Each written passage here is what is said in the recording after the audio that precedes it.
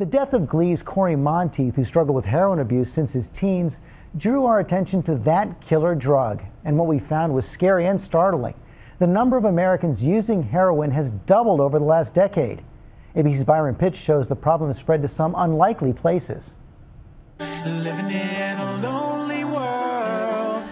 Corey Monteith, the clean-cut star of the hit TV show Glee, shocked his fans earlier this month when he died from a heroin overdose. But he's now the new face of the next generation of heroin users, a growing group found mostly in, of all places, Suburbia.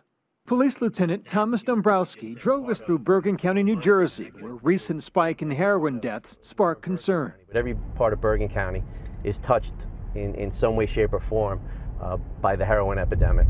28 overdoses here last year, most of the victims under the age of 22.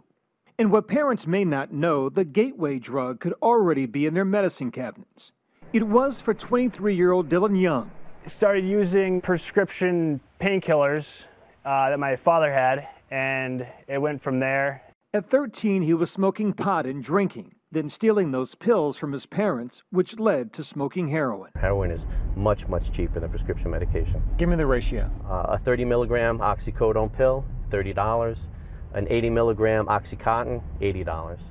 A bag of heroin, $4. A lot of addicts are missing something, and they ended up filling that void with drugs. The hold it had on him was so strong, he ended up in rehab 6 times. When you're in that situation, you usually don't see hope or a life ahead of you. You just see, your next fix. Most agree intervention and treatment are key, but there is a bitter irony that goes with rehab.